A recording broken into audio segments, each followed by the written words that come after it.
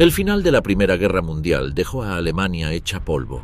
Aunque su territorio casi no fue invadido, las condiciones que le impusieron las potencias vencedoras fueron vistas como una humillación total. El tratado firmado en junio de 1919 obligó a Alemania a aceptar la culpa de la guerra, entregar tierras, reducir su ejército a niveles mínimos y pagar mucho dinero que no tenía. El gobierno alemán se había venido abajo en noviembre de 1918. Empezaron con motines en puertos del norte, donde marineros y obreros se rebelaron. Eso empujó al emperador a dejar el poder y huir. En su lugar se creó una república improvisada, con líderes socialdemócratas que trataban de mantener el control en medio del desorden. Esa república sería conocida como la de Weimar, porque ahí se aprobó la nueva constitución. Desde el primer día, esa república tuvo enemigos por todos lados. Militares, monárquicos y políticos de derecha nunca aceptaron su existencia. Para ellos, rendirse y firmar el tratado fue una traición. Inventaron la idea de que el ejército alemán no había sido derrotado en el campo de batalla, sino traicionado por los políticos. Ese cuento se volvió muy popular entre los nacionalistas y se usó durante años para atacar a los nuevos gobernantes. La economía se vino abajo enseguida. La guerra había dejado al país sin dinero y con muchas deudas. Para pagar lo que pedían los vencedores, el gobierno empezó a imprimir billetes sin control. Eso desató una inflación que nadie podía parar.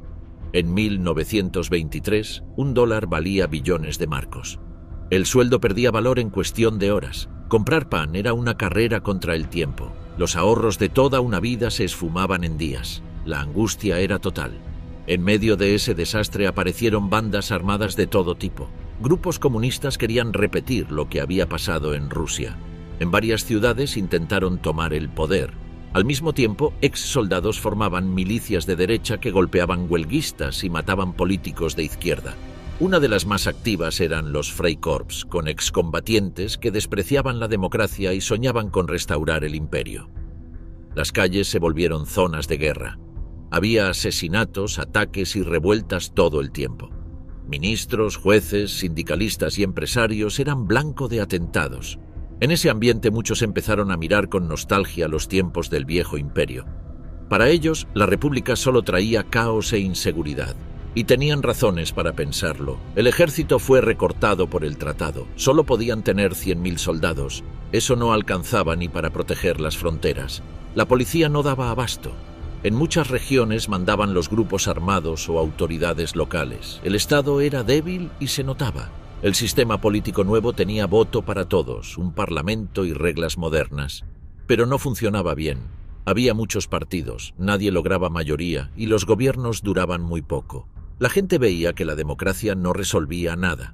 Las potencias vencedoras no se iban.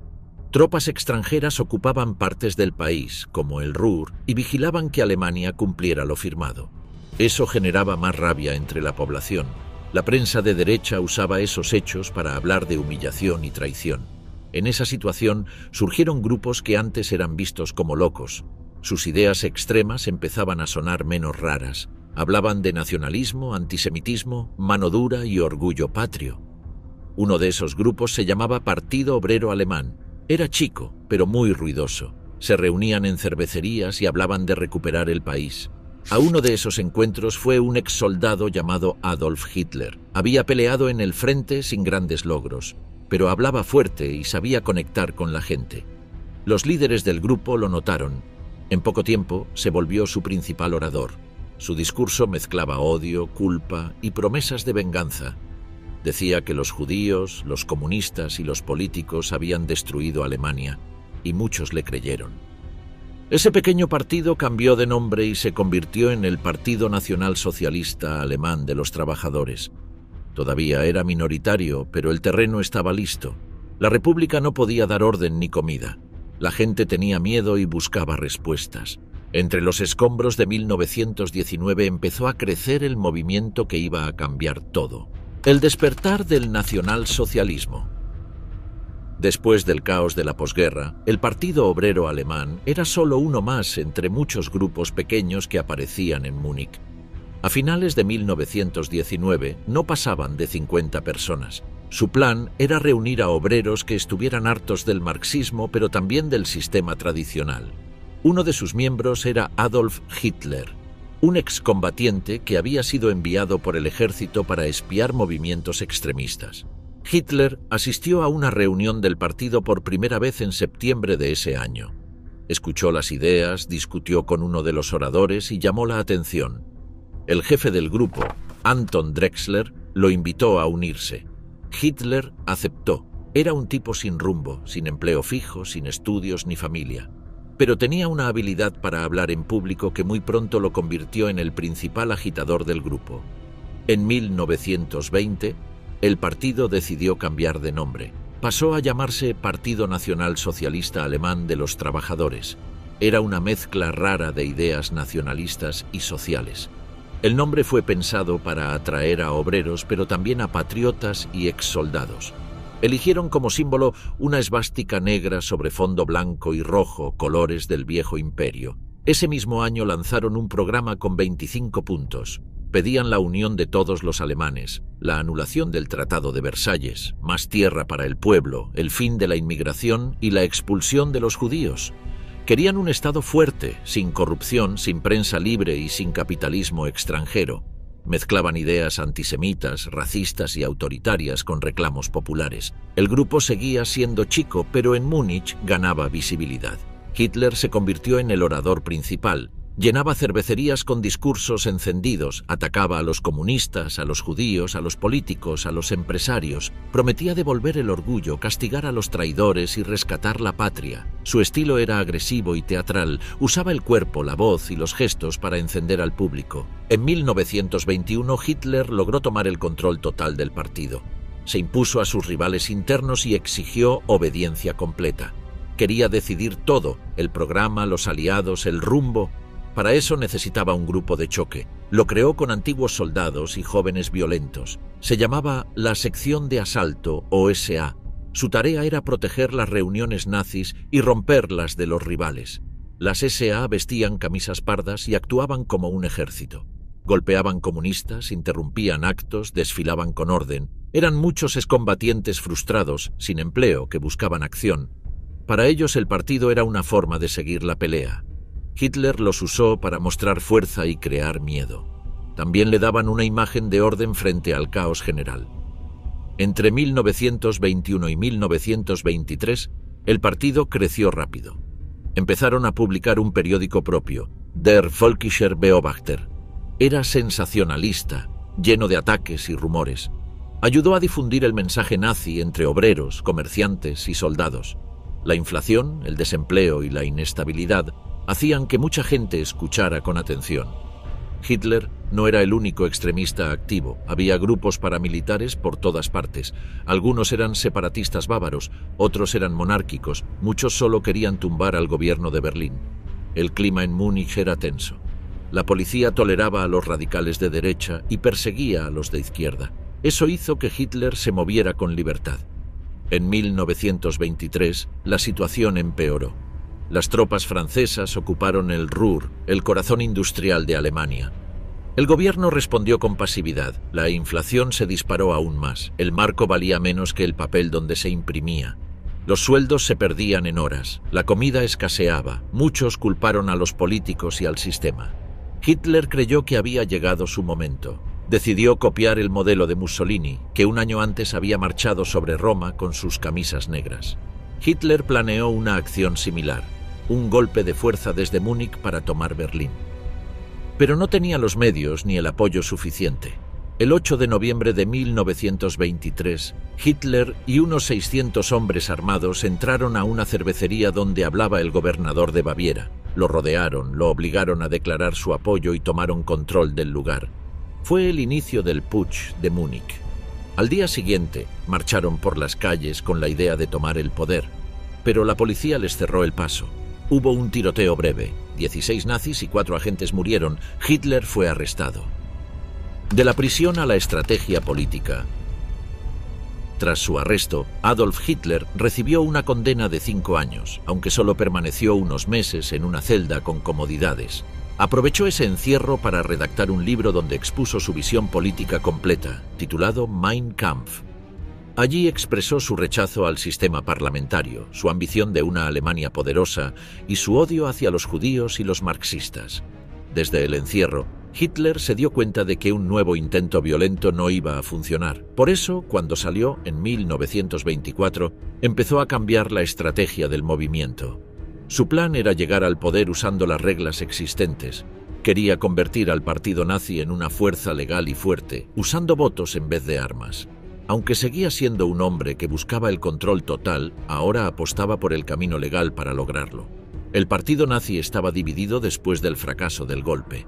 Algunos seguidores querían seguir con la lucha directa en las calles, otros ya no confiaban en él.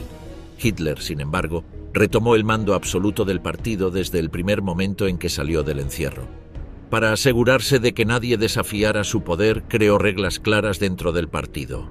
Ningún miembro podía criticar sus órdenes, y él era el único que decidía qué camino seguir. En 1925, el partido nazi fue reorganizado por completo. Adolf Hitler impuso una estructura vertical. Él estaba arriba con todo el control. Debajo, colocó mandos intermedios que respondían solo a él. El grupo paramilitar que antes había estado disperso, llamado SA, fue reactivado y puesto al servicio directo del partido, no como grupo autónomo, sino como brazo de presión y fuerza en las calles.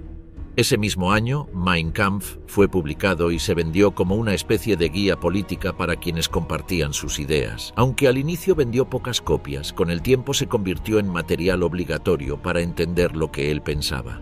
Ahí no se escondía nada. Hablaba abiertamente de su plan para eliminar a los judíos, su deseo de conquistar territorios en el este y su intención de derribar el sistema de partidos.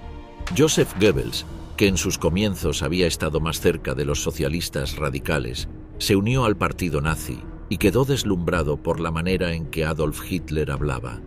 Desde que lo escuchó en vivo, decidió que no había otro líder posible.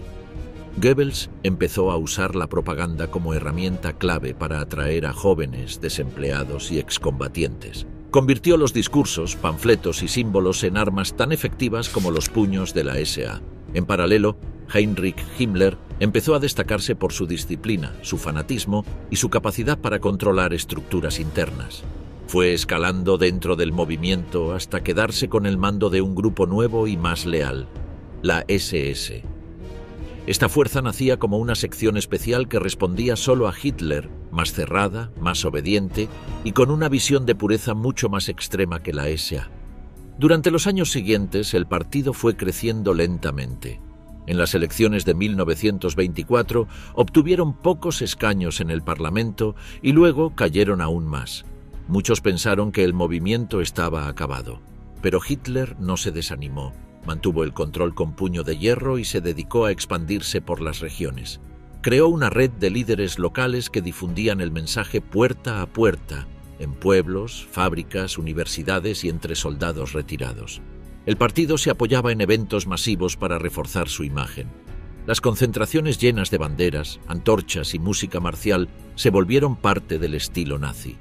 Cada acto estaba pensado para dejar una imagen fuerte en la memoria del público. Goebbels lo sabía y lo explotaba. A diferencia de otros partidos, los nazis no ofrecían programas complejos.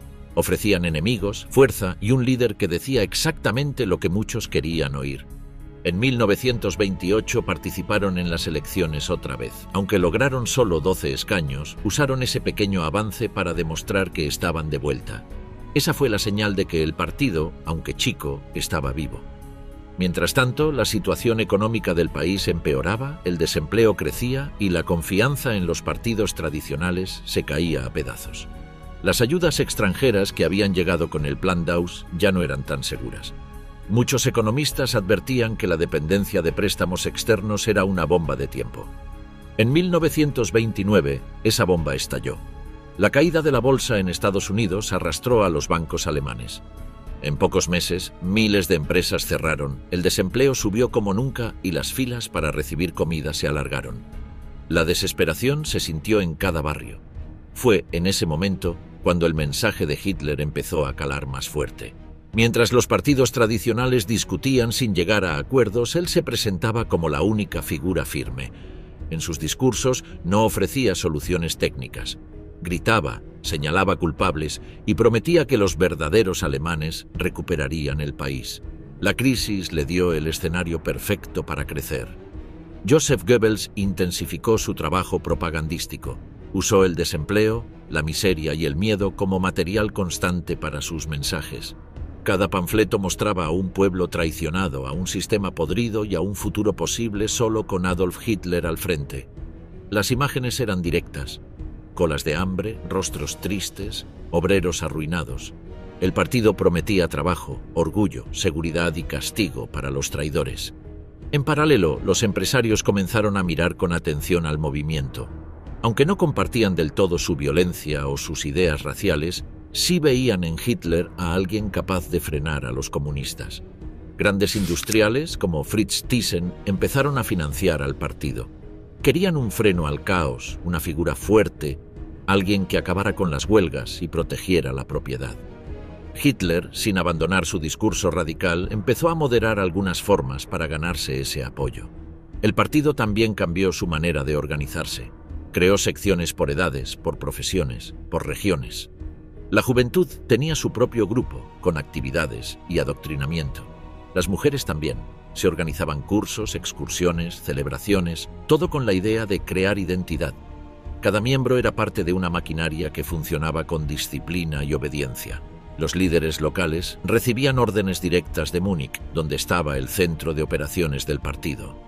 La SA siguió expandiéndose. Para 1929 contaba con decenas de miles de miembros. Aunque la policía los vigilaba, actuaban con libertad en muchas zonas. Golpeaban opositores, interrumpían actos de rivales y protegían los encuentros del partido. En varias ciudades funcionaban como una fuerza paralela, eran temidos y al mismo tiempo vistos por algunos sectores como garantes de orden frente al caos. La figura de Hitler ganaba protagonismo absoluto. Decidía cada paso. Nadie hablaba sin su aprobación ni cuestionaba sus decisiones. Goebbels lo mostraba como un guía. En los carteles, su rostro ocupaba el centro. En los mítines, su voz dominaba la escena. La idea de que solo él podía rescatar al país se repetía sin pausa. La base social del partido también creció. Si al inicio atraía sobre todo a veteranos de guerra y pequeños comerciantes, ahora sumaba a obreros desempleados, campesinos arruinados y jóvenes sin futuro. El mensaje era simple. Ellos eran víctimas de una élite corrupta y de enemigos internos. El partido se mostraba como un movimiento del pueblo con disciplina y dirección. El salto electoral hacia el poder. En septiembre de 1930, el Partido Nacional Socialista Alemán del Trabajo logró un avance inesperado. Pasó de 12 escaños a 107 en el Parlamento. Fue el segundo grupo más grande, detrás del Partido Socialdemócrata. Esa votación mostró que el discurso de Adolf Hitler había conectado con una parte importante de la población. El impacto de la crisis económica y el desempleo masivo se reflejó directamente en las urnas. Joseph Goebbels dirigió una campaña intensa, llenaron ciudades con carteles, organizaron actos callejeros, usaron radios y altavoces. Mostraban a Hitler como un hombre fuerte, como alguien capaz de dar respuestas cuando todos los demás callaban. Los mítines eran enormes, con banderas, uniformes y saludos coordinados. Cada detalle buscaba mostrar orden, fuerza y dirección. Las fábricas cerraban, los bancos quebraban y la pobreza crecía. Muchos alemanes veían que el sistema ya no funcionaba. Adolf Hitler no hablaba de planes técnicos. Prometía justicia, castigo para los responsables y un país grande otra vez. El mensaje era simple y directo. No necesitaba explicaciones. Solo bastaba con escuchar y decidir. Las SA intensificaron sus acciones. Protegían los actos del partido, patrullaban barrios y golpeaban a rivales políticos. La policía, sobrepasada o desinteresada, casi no intervenía. En muchos pueblos el grupo actuaba con total libertad. Aumentó su número de integrantes, muchos jóvenes sin trabajo que buscaban pertenecer a algo. Las élites empezaron a tomar nota. Algunos empresarios y banqueros vieron en el partido una fuerza útil contra el comunismo. El propio Fritz Thyssen se acercó más. Se abrieron líneas de dinero, encuentros privados, acuerdos discretos. A Hitler le bastaba con que no lo frenaran. Ganar influencia era el siguiente paso. Paul von Hindenburg, el presidente, no simpatizaba con Hitler. Lo veía como un agitador, un oportunista sin formación, pero también entendía que el país se desmoronaba. Las elecciones demostraron que los partidos tradicionales ya no podían sostener un gobierno estable. Desde entonces se empezó a gobernar por decreto. Heinrich Brüning, el canciller en ese momento, trató de contener la crisis recortando gastos y subiendo impuestos. Sus decisiones hicieron que la recesión se sintiera con más fuerza. El descontento aumentó. Su apoyo político se redujo y sus medidas no generaban resultados visibles. Hitler aprovechó ese desgaste. Durante 1931, el Partido Nacional Socialista extendió su red territorial. Aumentaron las sedes locales, los centros juveniles y los grupos femeninos. Las campañas de afiliación eran diarias. En los pueblos los mensajes llegaban por radio o por voceros del partido. En las ciudades los desfiles eran comunes. Goebbels se encargó de los contenidos. Redactaba boletines, dirigía la prensa partidaria y hablaba en eventos masivos. Mostraba a Hitler como un hombre de destino, un elegido que traería estabilidad. Al mismo tiempo señalaba culpables: marxistas, judíos, extranjeros, traidores. El lenguaje era agresivo, directo, sin matices. En julio de 1932 se realizaron nuevas elecciones. El partido obtuvo más de 13 millones de votos. Consiguieron 230 escaños. Ahora eran la fuerza más grande del Parlamento. Ese resultado confirmó que ya no eran una minoría marginal. Adolf Hitler exigió el cargo de canciller, quería el poder completo. El presidente Hindenburg se negó. Nombró a Franz von Papen como nuevo canciller. Este no tenía partido propio. Gobernaba sin mayoría parlamentaria. Fue una decisión impopular. Hitler no aceptó quedar relegado. Organizó más mítines, desafió al gobierno, movilizó a las SA. La tensión crecía cada semana. Von Papen disolvió el Parlamento y llamó a nuevas elecciones en noviembre de 1932. El partido de Hitler perdió 2 millones de votos, pero aún así mantuvo 196 escaños. Seguían siendo los primeros. Los comunistas también subieron. La polarización era evidente. Hermann Göring fue elegido presidente del Parlamento. Desde esa posición bloqueó varias medidas del gobierno. Controlaba la agenda y usaba el cargo para frenar a sus adversarios. Von Papen renunció. Kurt von Schleicher tomó su lugar. Intentó dividir al Partido Nacional Socialista ofreciendo cargos a algunos de sus miembros. La estrategia fracasó. Hitler no permitió fracturas. Mostró control total sobre su organización. Rechazó todos los acercamientos. Quería la Cancillería o nada. Los contactos entre el partido y sectores conservadores aumentaron. Algunos empresarios, militares y políticos veían que Hitler podía ser útil si era contenido. Pensaban que, una vez en el gobierno, podrían manejarlo. Lo veían como un vehículo para restaurar el orden, no como un peligro real. El 30 de enero de 1933, Adolf Hitler recibió el nombramiento oficial de parte de Paul von Hindenburg. La reunión se realizó en la residencia presidencial. También estuvieron presentes Franz von Papen y Otto Meissner. El decreto fue firmado ese mismo día en horas de la mañana. La ceremonia fue breve. El nuevo gobierno quedó compuesto por una mayoría de figuras conservadoras. Wilhelm Frick tomó el Ministerio del Interior. Hermann Göring recibió la cartera del Interior de Prusia. Franz von Papen fue designado como vicecanciller. Alfred Hugenberg se encargó de economía. El resto eran aliados de confianza de Hindenburg y de la derecha tradicional. Solo 3 miembros del gabinete pertenecían al Partido Nacional Socialista. El resto venía de partidos conservadores y del aparato estatal. La idea de von Papen era simple: usar a Hitler para frenar al movimiento obrero y restaurar el orden sin dejarle espacio real de decisión. Lo veían como una figura útil pero manejable. El nombramiento no generó resistencia institucional. Las Fuerzas Armadas aceptaron la decisión. Los empresarios mostraron aprobación. Algunos incluso enviaron cartas de respaldo. En Berlín, las calles se llenaron de militantes uniformados. Se organizaron marchas con antorchas y tambores. La prensa aliada al nuevo gobierno habló de un nuevo comienzo. Goebbels redactó el primer comunicado. Hablaba de un cambio necesario, de una limpieza moral y de una recuperación nacional. El tono era agresivo, con llamados a la unidad bajo un liderazgo firme. Se distribuyó en miles de copias por todo el país. Los periódicos del partido lo replicaron sin editar. Desde el primer día, El nuevo gabinete actuó con rapidez. Se prohibieron varias manifestaciones obreras. Se censuraron publicaciones de izquierda. En algunas regiones se detuvieron a activistas sindicales. La policía recibió órdenes de colaborar con las SA. Göring coordinó estas acciones desde Prusia, sin pasar por el Parlamento. Franz von Papen celebró reuniones con empresarios y diplomáticos. Aseguraba que la situación estaba bajo control. Prometía estabilidad, inversiones y paz social. Decía que Hitler no tenía mayoría propia, que el poder real estaba en manos del presidente y de los ministros conservadores. Negó cualquier plan radical. Adolf Hitler convocó al gabinete a sesiones casi diarias. Escuchaba a todos, pero imponía ritmo y temas. Evitaba discusiones largas, exigía rapidez y lealtad. Hablaba con tono firme, usaba silencios largos y miradas directas. Frick y Göring acataban sin objeciones. Los demás ministros empezaron a notar su control. Hugenberg intentó frenar algunas decisiones. Propuso medidas económicas moderadas. Hitler lo ignoró. Prefirió actuar con decretos y anuncios públicos. Goebbels difundía las decisiones antes de que fueran consultadas con el gabinete.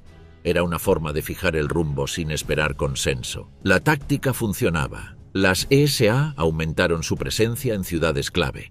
Organizaron patrullas, intimidaron a rivales políticos, ocuparon edificios públicos. Las autoridades locales no ofrecían resistencia. Göring ordenó a la policía que colaborara o que se mantuviera al margen. Muchos uniformados simpatizaban con el partido, otros temían represalias. Se creó una nueva oficina de propaganda. Goebbels la dirigía desde Berlín, controlaba carteles, folletos, emisiones radiales y artículos de prensa. El discurso era uniforme: orden, trabajo, unidad y disciplina. Se evitaban temas técnicos, se usaban frases cortas, imágenes fuertes y símbolos reconocibles. En los primeros 15 días del nuevo gobierno se aprobaron 30 decretos. La mayoría afectaban derechos civiles, controlaban la prensa o permitían detenciones sin orden judicial. El objetivo era claro: eliminar a los adversarios, reforzar el control interno y consolidar la estructura de poder. Los partidos de centro y derecha no ofrecieron resistencia. Algunos creían que podrían frenar a Hitler desde dentro. Otros confiaban en Hindenburg. Pensaban que el presidente usaría su autoridad para limitar cualquier exceso. Nadie actuó con decisión. Los sindicatos se mostraron desorientados. La izquierda estaba dividida. El 13 de febrero se anunció la disolución del Parlamento. Se convocaron nuevas elecciones para marzo. Hitler quería mayoría propia. Inició una campaña masiva. Viajó por todo el país en avión. Habló en estadios, plazas, estaciones y fábricas. Los mítines eran diarios, siempre con la misma escenografía. Goebbels organizó desfiles nocturnos, conciertos y transmisiones radiales. Las ciudades se llenaron de carteles con la imagen de Hitler. Se presentaba como el salvador nacional. Decía que el país debía elegir entre caos o orden. El tono era agresivo pero eficaz. La respuesta del público era creciente. El 4 de marzo, Göring dirigió una redada masiva en Berlín. Arrestaron a cientos de comunistas, socialistas y críticos del gobierno. Las oficinas de prensa de izquierda fueron cerradas. Se incautaron imprentas, radios y panfletos. Se justificó como medida preventiva ante posibles sabotajes. El 27 de febrero, el edificio del Parlamento fue incendiado. La policía detuvo a un joven comunista holandés llamado Marinus van der Lubbe. Hitler y Göring usaron el hecho como excusa. Dijeron que era parte de un plan mayor para tomar el poder. Se redactó un decreto de urgencia. El documento fue firmado al día siguiente. Suspendía derechos individuales, autorizaba detenciones sin juicio, permitía la intervención de la policía en cualquier estado. Se aplicó en todo el país. Fue el primer paso legal hacia la dictadura. El gobierno actuó sin demoras. Franz von Papen no protestó. Alfred Hugenberg apoyó la medida. Paul von Hindenburg firmó sin objeción. Solo algunos jueces expresaron dudas. Nadie los escuchó. El poder se concentraba. Hitler dejaba de ser solo canciller. Pasaba a controlar el aparato represivo del Estado. Los empresarios ofrecieron respaldo económico para las elecciones de marzo.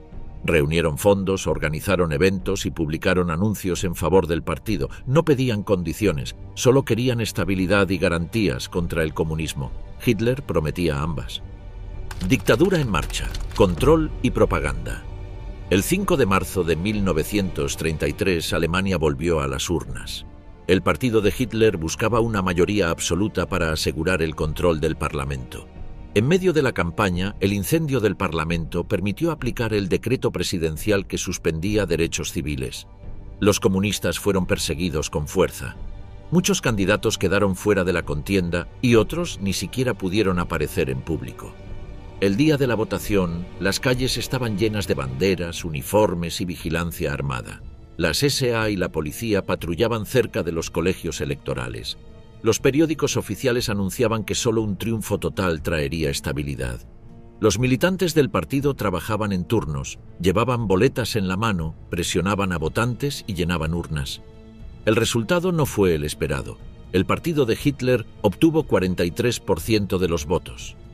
Fue su mejor marca hasta el momento, pero no alcanzaba el control del Parlamento. Aún así, con el respaldo de los nacionalistas de Alfred Hugenberg, lograron sumar una mayoría simple.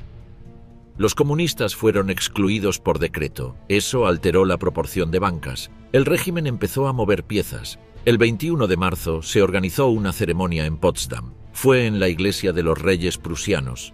Paul von Hindenburg apareció con uniforme de gala. Hitler llegó de traje oscuro, se inclinó ante el presidente. La imagen fue publicada en miles de portadas. El acto sirvió para mostrar unidad entre el viejo poder y el nuevo. 2 días después, el 23 de marzo, el Parlamento se reunió para votar una ley que cambiaba por completo las reglas. La llamada ley habilitante permitía al gabinete dictar normas con fuerza de ley sin pasar por el legislativo. Necesitaban 2/3 para aprobarla. Los socialdemócratas votaron en contra, pero el resto apoyó. Los comunistas no estaban presentes. Muchos habían sido detenidos. Otros estaban escondidos. Algunos huyeron del país. El presidente del Parlamento autorizó que sus escaños no contaran para el quórum. La maniobra fue legalizada sin discusión. La ley fue aprobada sin obstáculos. Desde ese momento, el gobierno podía actuar sin control. Adolf Hitler no perdió tiempo. En abril, se ordenó la expulsión de funcionarios judíos de la administración pública. Se suspendieron publicaciones opositoras. Se intervinieron gobiernos regionales. En cada estado federado se nombraron comisarios con poderes totales. El país se volvió una estructura centralizada. Las decisiones se tomaban desde Berlín. El 1 de mayo fue declarado Día Nacional del Trabajo. Se organizaron desfiles, marchas y actos masivos. Los líderes sindicales fueron invitados como muestra de buena voluntad. Al día siguiente, sus oficinas fueron ocupadas por las SA. Los dirigentes fueron arrestados. Las cuentas bancarias pasaron a manos del nuevo organismo oficial. Se creó el Frente Alemán del Trabajo. Era el único ente permitido para representar a los obreros. Su jefe era Robert Ley. Estaba directamente subordinado al canciller. Los empleados ya no podían negociar condiciones ni formar gremios. Las huelgas quedaron prohibidas. Cualquier protesta se consideraba acto de sabotaje.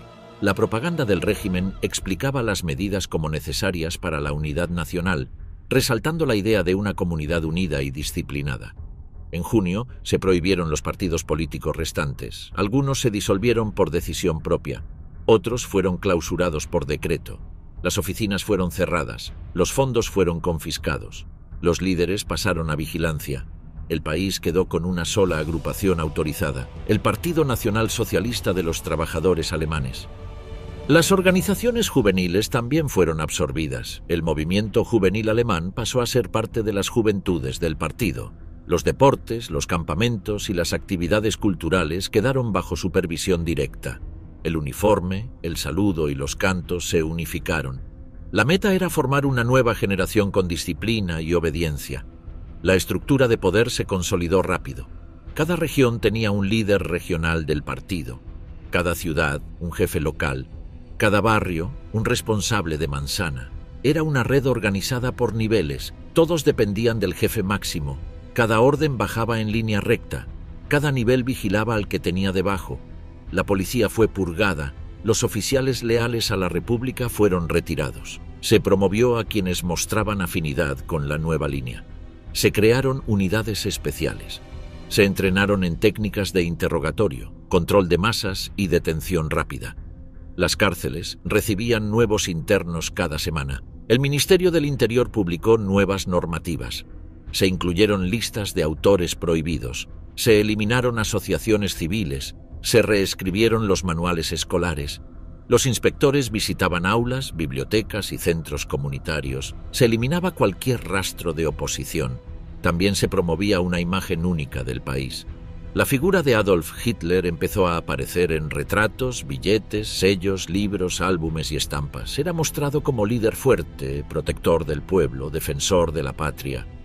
Las radios repetían su voz. Los discursos eran emitidos en cadena. Las salas de cine abrían funciones con noticieros producidos por el gobierno. Los periódicos fueron intervenidos con rapidez. Los jefes de redacción recibían órdenes desde Berlín. Se revisaban titulares, imágenes y comentarios. Las publicaciones independientes fueron cerradas o absorbidas. Cada artículo debía ajustarse al mensaje oficial. Las radios fueron obligadas a transmitir partes diarias. Los discursos del canciller ocupaban el horario central. Joseph Goebbels fue nombrado ministro encargado de controlar el contenido que llegaba a la gente. Desde su despacho, revisaba guiones, supervisaba filmaciones y preparaba campañas. Se organizaban semanas temáticas en los medios. Cada mensaje debía reforzar una idea: el nuevo Estado, el orden recuperado, el enemigo interno, la obediencia como deber. Las universidades fueron revisadas por comités del partido. Los docentes que no encajaban fueron despedidos. Se promovía a quienes demostraban compromiso con la línea oficial. Las carreras se ajustaron, los programas cambiaron. La historia se enseñaba desde una sola versión. Los alumnos usaban textos revisados por la oficina central. El sistema judicial fue reconfigurado. Se nombraron jueces leales, se eliminaron normas que estorbaban los decretos, se introdujeron tribunales especiales para tratar casos de traición, sabotaje y propaganda enemiga. Las audiencias eran rápidas, las sentencias se dictaban en el momento. No había derecho a defensa plena ni apelación. La policía política se expandió. Se creó una oficina central de inteligencia, se capacitó a nuevos agentes, se organizaron redes de informantes. Cada barrio tenía responsables, cada carta era revisada, cada llamada podía ser monitoreada. Los arrestos se hacían sin orden judicial. Las celdas se llenaban de detenidos por razones políticas. Los profesores debían jurar fidelidad. Cada director debía reportar actividades sospechosas. Las canciones escolares fueron reemplazadas. Los mapas mostraban una nueva geografía. Las biografías permitidas se limitaban a figuras aprobadas. Las palabras, los símbolos y hasta los colores fueron estandarizados. La cultura quedó bajo un solo control. Los médicos debían afiliarse a la organización del partido. Se reguló la atención médica. Se obligó a registrar datos detallados de los pacientes. Se usaron esas listas para aplicar políticas selectivas. Las clínicas privadas fueron intervenidas. Los hospitales estatales quedaron bajo vigilancia. Se prohibieron ciertas investigaciones. Se impulsaron otras con aval oficial. Los artistas fueron llamados a reuniones.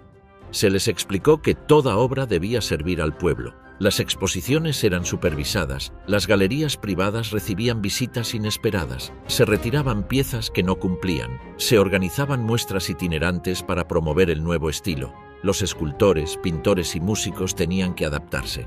Las iglesias fueron presionadas para alinearse. Se impulsó una federación nacional controlada por dirigentes aprobados. Algunos pastores aceptaron, otros se resistieron. Se les negó acceso a medios, recursos o permisos. Se retiraron licencias, se revisaban sermones, se sancionaba cualquier crítica indirecta. Se formó un grupo contrario dentro del clero.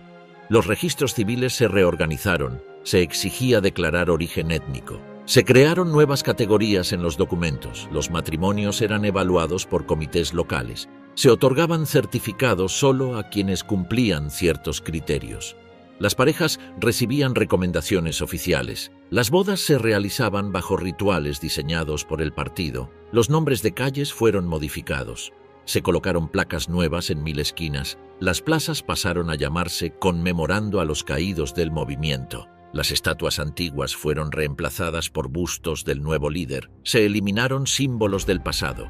Las estaciones de tren cambiaron de nombre. Las fiestas patrias fueron redefinidas.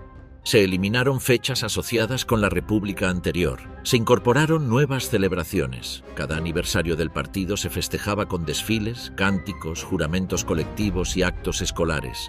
Se distribuían panfletos con instrucciones. Las familias debían decorar sus casas con banderas. Los empleados públicos recibían cursos obligatorios. Se evaluaba su comportamiento, se revisaban antecedentes familiares, se pedía participación en actos partidarios, se vigilaba asistencia a reuniones, cualquier desvío era anotado. Se formaron expedientes, los ascensos dependían de la lealtad. Los despidos eran inmediatos en caso de duda. Las fábricas pasaron a formar parte del Sistema Nacional del Trabajo. Los propietarios firmaban convenios, se aplicaban normas comunes, se obligaba a colgar retratos en los salones. Las instrucciones llegaban desde el Ministerio del Trabajo. Se pedía donar al Fondo Patriótico. Los empleados eran evaluados por su conducta cívica. Los barrios obreros fueron pintados con lemas. Se organizaron juegos colectivos. Se distribuían folletos puerta a puerta. Se instalaban altavoces para transmitir discursos. Las marchas nocturnas eran frecuentes. Los jóvenes portaban antorchas. Se les daba formación física, ideológica y paramilitar. Cada semana tenían actividades programadas. Los tribunales actuaban con base en simples denuncias. Una charla casual o una frase interpretada como crítica bastaba para terminar en prisión. La gente aprendió a callar, a sentir y repetir.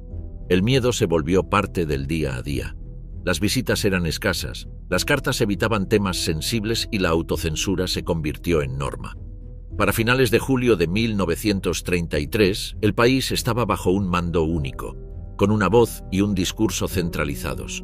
Partidos, sindicatos, publicaciones independientes y asociaciones sin control oficial desaparecieron. Todo elemento ajeno al proyecto fue suprimido. La purga interna. La noche de los cuchillos largos. Adolf Hitler venía acumulando poder desde hacía más de un año, pero todavía enfrentaba obstáculos internos que podían ponerlo en peligro. Uno de ellos era Ernst Röhm, jefe de las SA, una organización armada que superaba en número al propio ejército alemán. Röhm buscaba que estas tropas fueran el nuevo ejército del país y con eso ganarse un lugar central dentro del poder.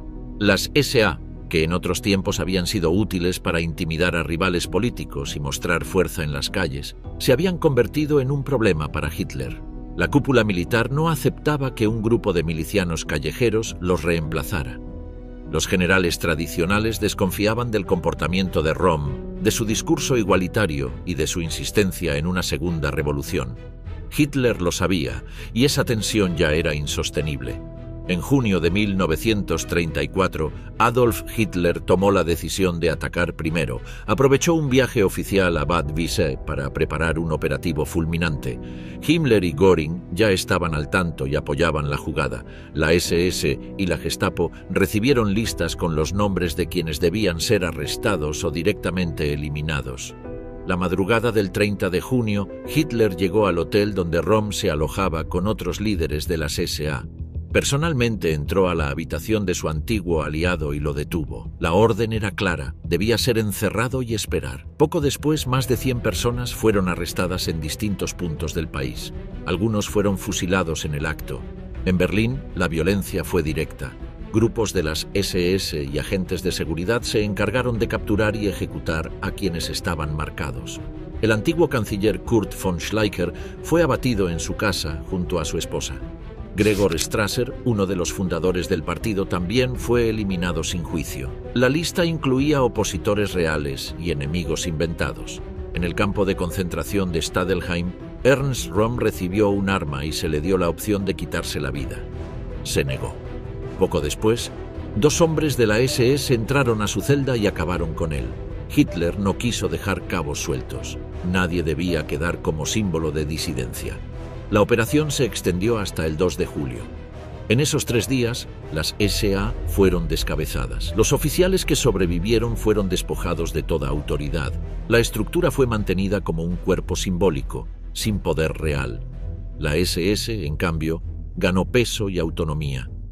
El ejército alemán recibió con agrado lo que había ocurrido. Los generales, que temían ser reemplazados por la milicia de Röhm, entendieron que Hitler les había tendido la mano. Días después, prestaron juramento de fidelidad personal a él, no al Estado ni a la Constitución. Ese fue un paso clave en la creación de un régimen totalmente subordinado a su figura. El 3 de julio, Adolf Hitler se presentó ante el Parlamento. Vestía uniforme, hablaba con tono severo y sin rodeos. Explicó que había intervenido para frenar una traición. Mostró documentos y acusaciones recopiladas por la Gestapo. No dejó lugar a dudas. La SA había puesto en riesgo la estabilidad del país. El aplauso fue inmediato. Ningún diputado se atrevió a objetar. Ese mismo día, el Ministerio de Justicia difundió una ley con fecha retroactiva que declaraba legales todas las acciones del 30 de junio al 2 de julio.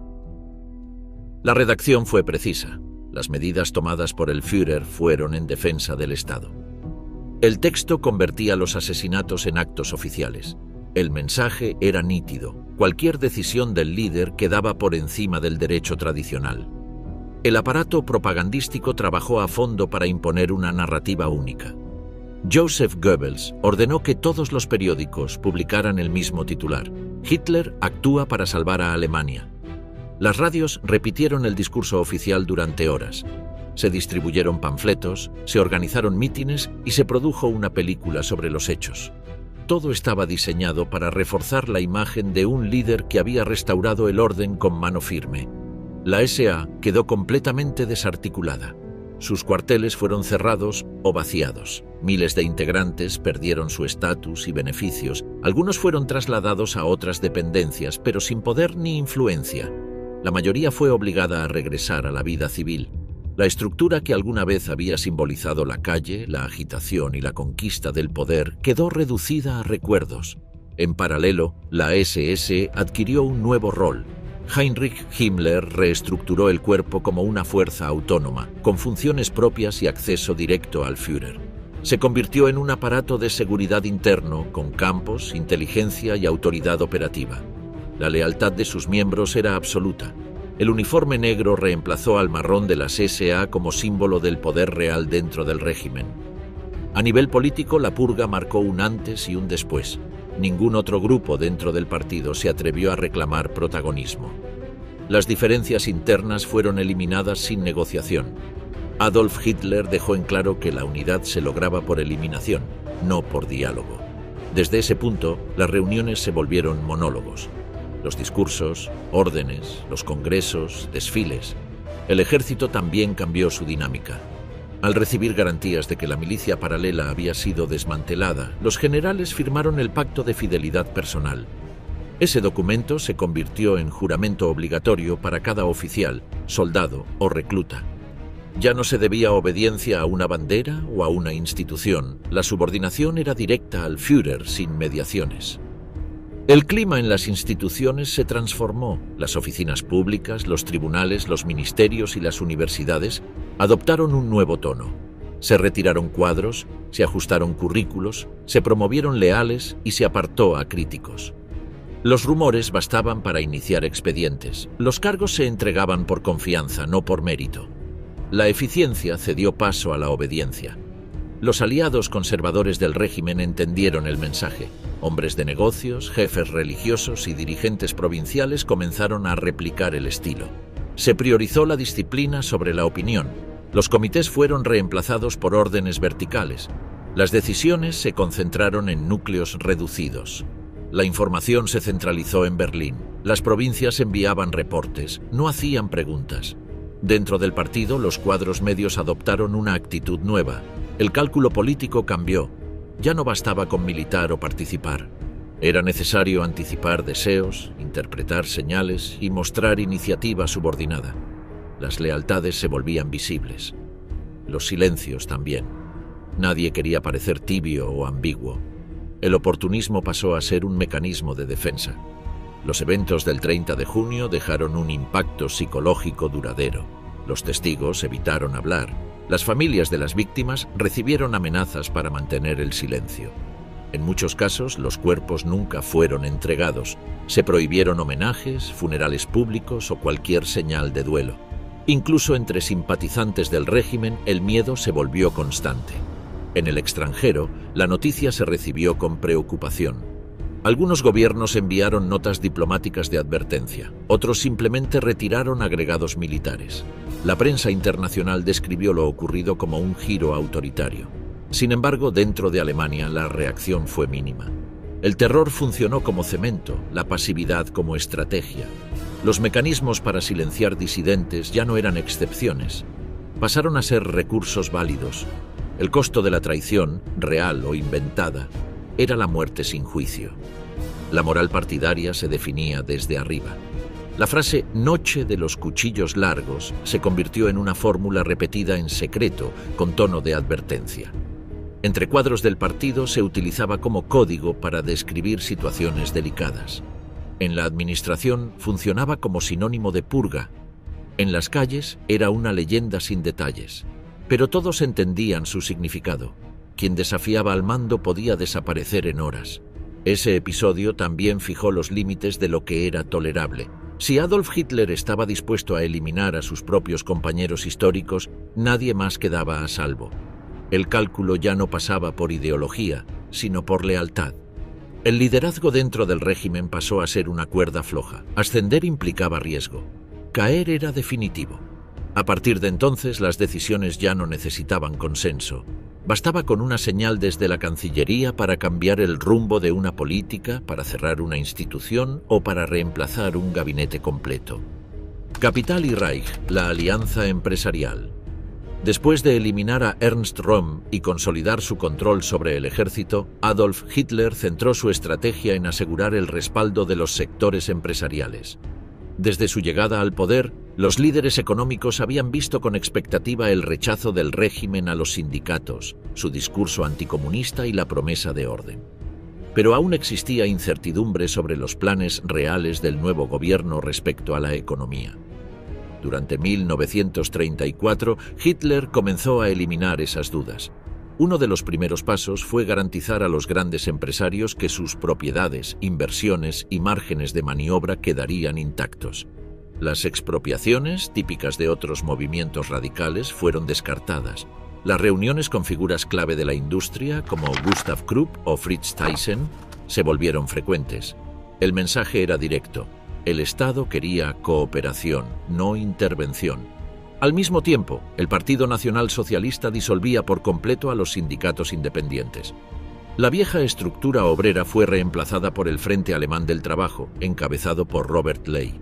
Esta nueva organización tenía como objetivo alinear a los trabajadores con los intereses del régimen. Las huelgas quedaron eliminadas y los salarios se fijaron sin negociación colectiva. Desde la industria se celebraba esa estabilidad laboral. El aparato estatal comenzó a organizar grandes obras públicas. Las autopistas, los puentes y los canales se convirtieron en vitrinas del nuevo gobierno.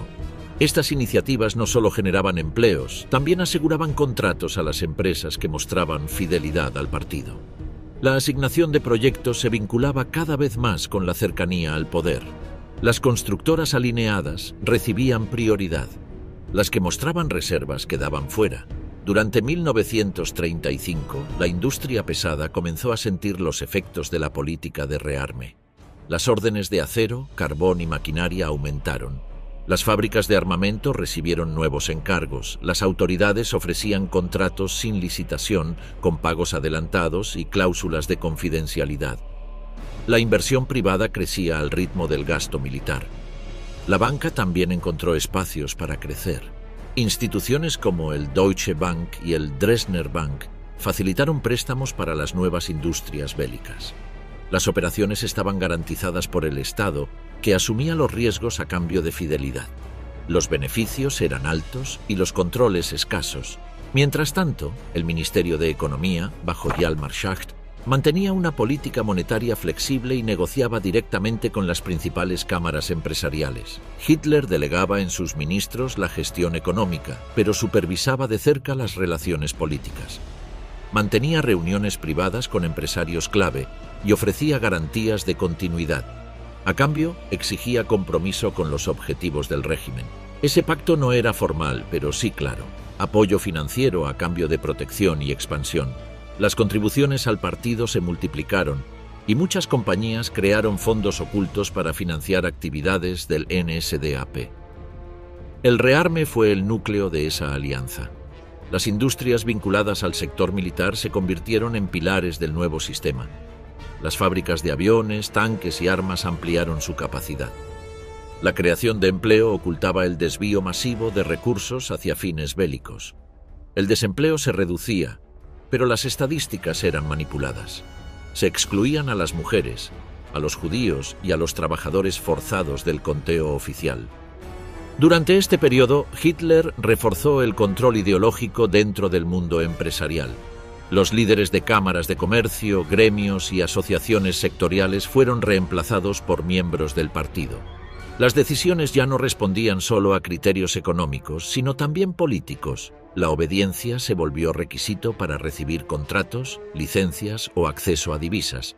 Las exposiciones industriales, organizadas por el régimen, se convirtieron en vitrinas de propaganda. Se presentaban como evidencia del renacer económico alemán, pero detrás había una red de dependencia entre el poder político y los grandes grupos empresariales. Cada proyecto servía a un doble objetivo: modernización y control. La economía fue moldeada según las necesidades del partido, se eliminó toda forma de oposición sindical, se restringió la competencia externa y se favoreció a los aliados. El sistema no permitía márgenes de disenso.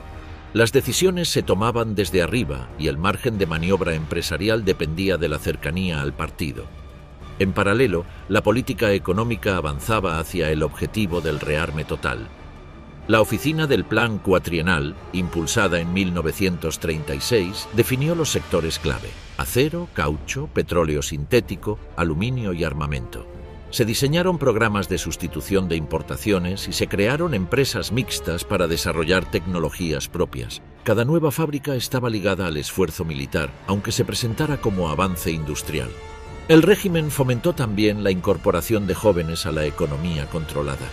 Se crearon programas de formación técnica vinculados a fábricas estatales o aliadas. El adoctrinamiento comenzaba en la escuela y continuaba en talleres organizados por el Frente Alemán del Trabajo. La disciplina, la obediencia y la subordinación eran las bases del modelo. En zonas rurales, las cooperativas fueron reorganizadas. Se eliminó cualquier forma de autogestión y se impuso una estructura jerárquica donde los delegados del partido decidían la distribución de recursos. Los precios agrícolas eran fijados por las autoridades y los excedentes se destinaban a reservas estratégicas. La propiedad seguía siendo privada, pero su uso quedaba supeditado a objetivos del Estado. El uso de mano de obra forzada comenzó a organizarse de forma preliminar en esta etapa. Aunque todavía no existía el sistema de trabajo esclavo extendido que se vería años después, ya se experimentaba con prisiones y campos de internamiento. Las autoridades asignaban a ciertos empresarios contingentes de trabajadores detenidos, bajo condiciones opacas. Esto servía como ensayo para lo que vendría. A nivel internacional, el régimen buscó mantener la imagen de un país en recuperación. Las visitas diplomáticas incluían recorridos por fábricas modelo, estadios modernos y vías rápidas. Las cifras de desempleo eran maquilladas y los informes financieros eran adaptados para mostrar equilibrio. El objetivo era atraer crédito externo sin revelar la verdadera orientación militar de la economía. La élite empresarial se fue adaptando. Algunos aceptaban por pragmatismo, otros por convicción.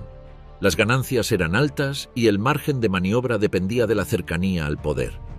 Muchas compañías desarrollaron sus propios canales de comunicación con jerarcas del partido. Se ofrecían donaciones, beneficios en especie, viajes, favores. El vínculo era directo, funcional y sin controles.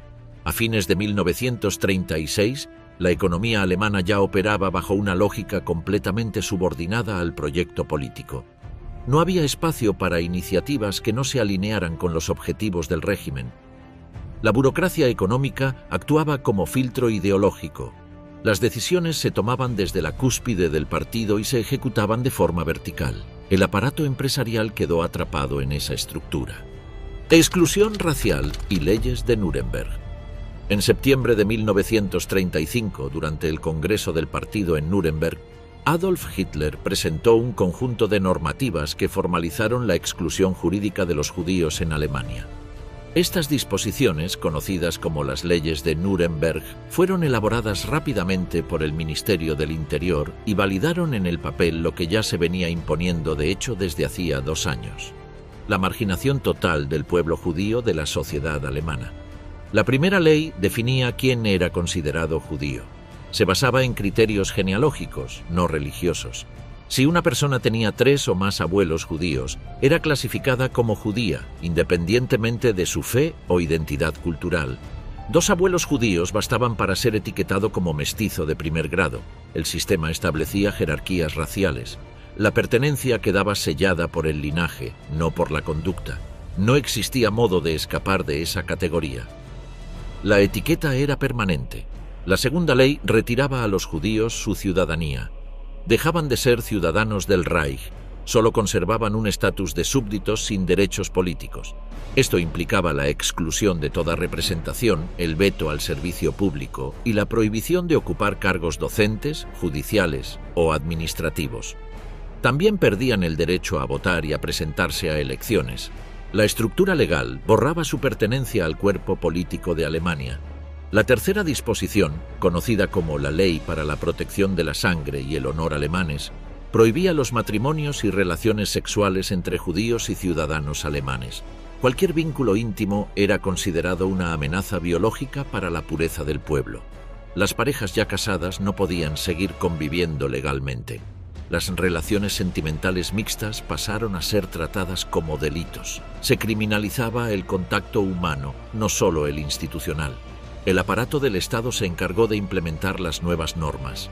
Las oficinas locales del partido, las comisarías, las escuelas y los juzgados recibieron instrucciones precisas. Se elaboraron registros raciales. Los formularios exigían declarar la procedencia de los abuelos. Las familias tuvieron que revisar sus árboles genealógicos. Los errores o falsificaciones eran castigados. Los funcionarios se convirtieron en agentes de clasificación étnica.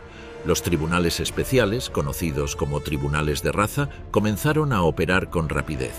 Su función era verificar la ascendencia de los acusados y determinar su pertenencia racial. Las decisiones se basaban en certificados de nacimiento, partidas de bautismo y testimonios. Las personas eran sometidas a procesos largos y humillantes. Algunos intentaban probar que no eran judíos. Otros eran denunciados por vecinos, exparejas o rivales. Los periódicos publicaban casos ejemplares. Se informaba de profesores expulsados, médicos destituidos, empresarios despojados de sus negocios. Los nombres se divulgaban como escarmiento. El mensaje era claro: no había espacio para quienes portaran sangre judía. Las leyes se aplicaban incluso en zonas rurales y alejadas. La vigilancia era constante. Los informantes estaban por todas partes. El miedo al señalamiento obligaba a las familias a cortar lazos. La policía recibía instrucciones de actuar sin demoras. Las redadas en cafés, cines y parques eran comunes. Los agentes identificaban a los presentes y revisaban documentos. Si encontraban parejas mixtas, las separaban y arrestaban. Los hombres eran llevados ante jueces, las mujeres interrogadas. La sospecha de relación con un judío bastaba para arruinar una carrera o destruir una familia. Las denuncias por celos, venganzas o intereses personales aumentaron. La prensa oficial reforzaba el discurso racial. Joseph Goebbels, desde el Ministerio de Propaganda, impulsó campañas para glorificar la pureza alemana. Las revistas juveniles mostraban imágenes de familias arias ideales. Las películas incluían mensajes sobre los peligros del mestizaje. En las escuelas, los maestros enseñaban biología racial como parte del currículo. Se hacían mediciones craneales, análisis faciales y exámenes de origen. Las empresas se sumaron al proceso. Muchas comenzaron a despedir a sus empleados judíos sin necesidad de justificación legal. Otras colocaban carteles en sus vitrinas: prohibido el ingreso a judíos. El transporte público fue restringido. Las universidades negaban matrícula a estudiantes con ascendencia no aria. En los hospitales, los médicos judíos fueron reemplazados por profesionales afiliados al partido. Las asociaciones profesionales expulsaron a sus miembros señalados. En el ámbito privado, los efectos eran devastadores. Vecinos de toda la vida dejaban de saludar. Las invitaciones desaparecían. Los comercios rechazaban clientes conocidos. La exclusión social acompañaba la legal. Los niños sufrían burlas en los patios. Las familias quedaban aisladas, las mudanzas forzadas se multiplicaban. Muchos comenzaron a buscar formas de salir del país, aunque las trabas burocráticas lo hacían cada vez más difícil. Los líderes del partido celebraban la eficacia de las medidas. Se hablaba de una limpieza del cuerpo nacional. Las cifras eran exhibidas con orgullo. Se detallaban matrimonios disueltos, ciudadanos despojados de derechos y empleos redistribuidos entre miembros del partido. La política de exclusión ya no era informal, estaba escrita, reglamentada, aplicada desde las estructuras del poder. Las autoridades extranjeras observaron con inquietud lo que ocurría en Alemania. Algunos gobiernos protestaron, pero sin consecuencias prácticas. Las delegaciones diplomáticas recibieron informes, pero las sanciones nunca llegaron.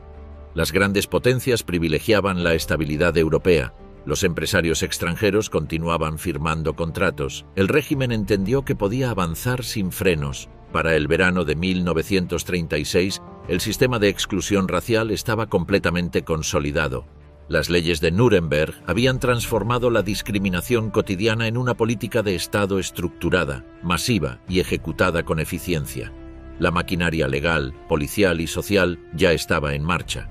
El siguiente paso sería desplazar físicamente a los excluidos. Conquista diplomática de Europa Central.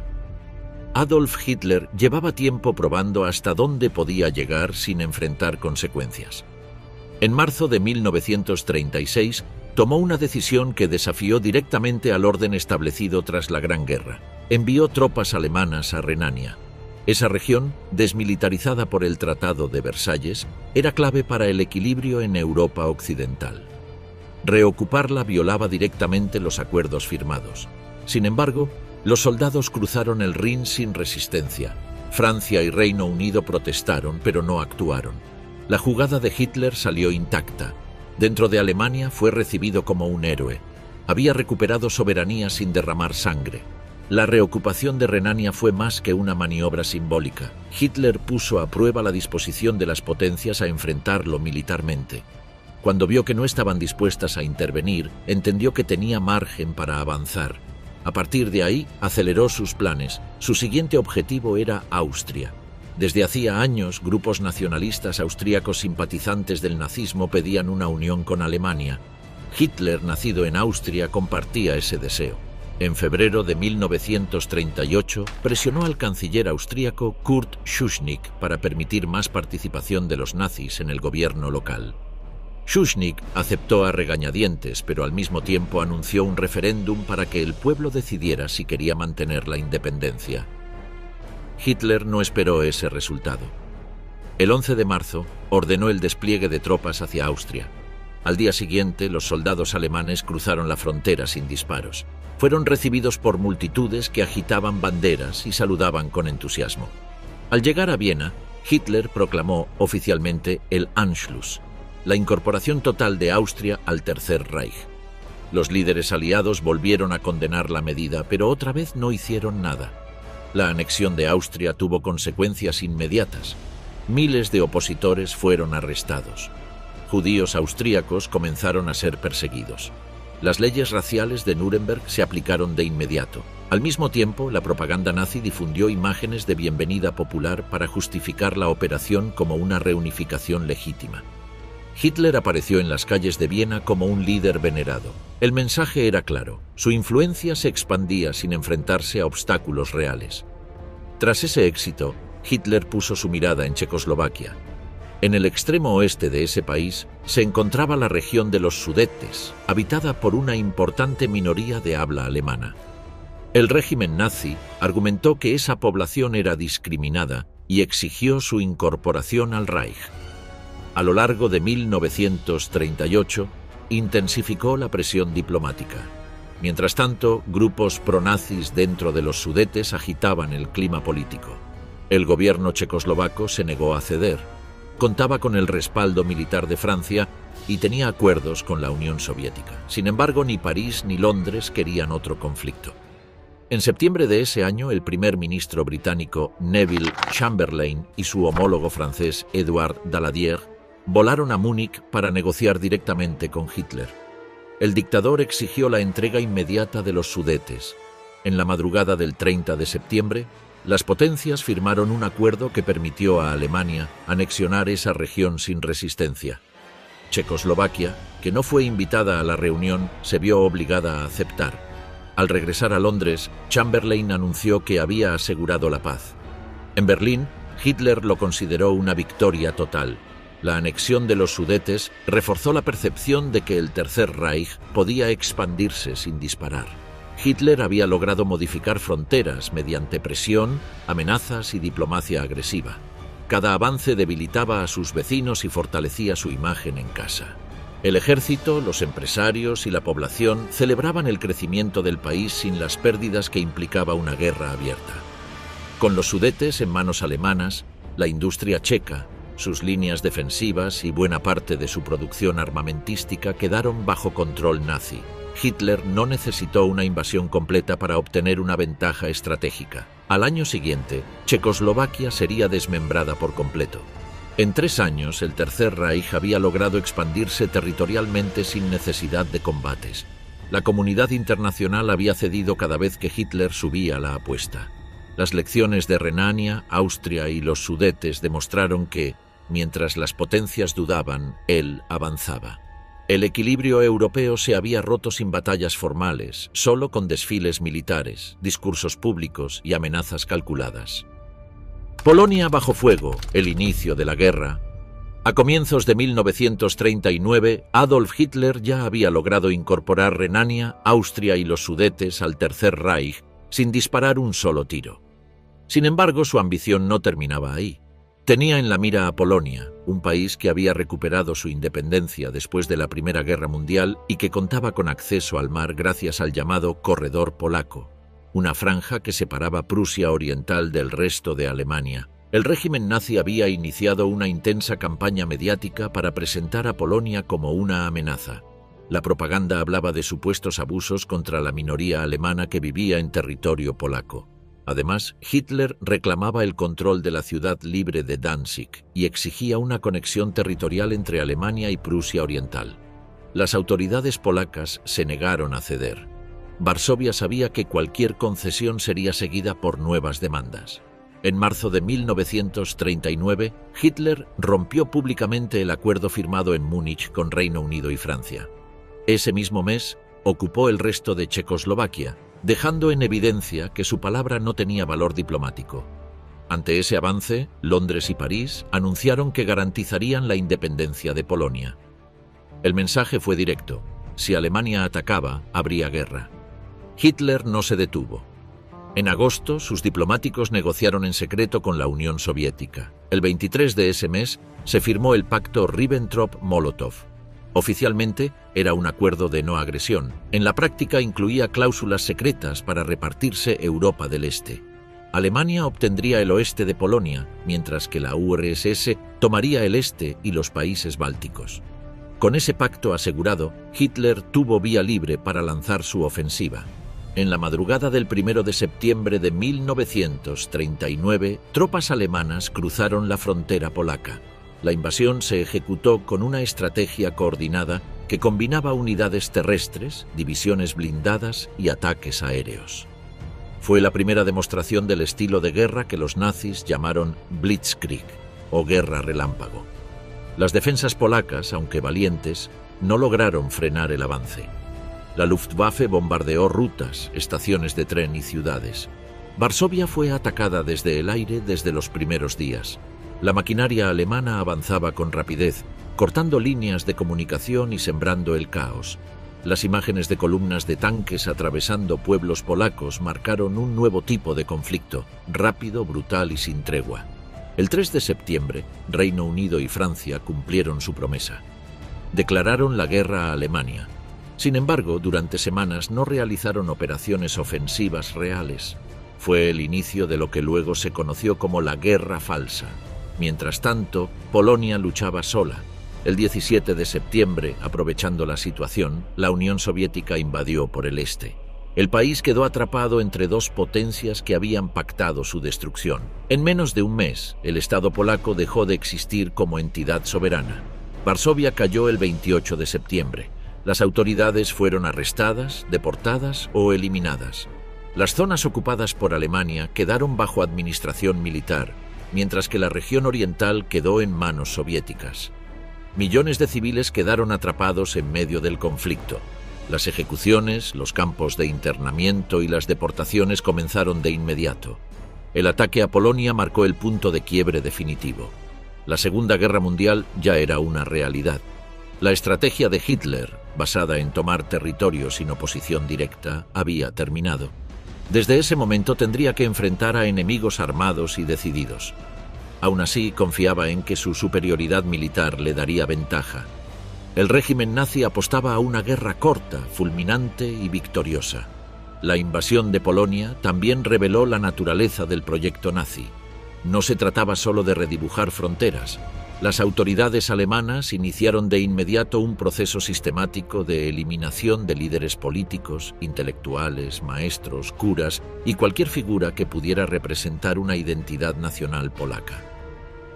Fue el inicio de una política de ocupación brutal y de reconfiguración étnica que se extendería en todos los territorios conquistados. La operación terminó consolidando el dominio de Adolf Hitler sobre el aparato militar y político del Reich. La Wehrmacht demostró su eficacia y la Gestapo amplió su red en los territorios ocupados. Las SS comenzaron a implementar sus métodos de control y represión a gran escala. En pocos días, la lógica del terror se impuso como forma de gobierno en el este. Para millones de europeos, ese 1 de septiembre fue el inicio de una nueva etapa de violencia, ocupación y muerte. Lo que comenzó como una operación para recuperar una ciudad portuaria se transformó en una guerra global que cambiaría para siempre el destino del continente.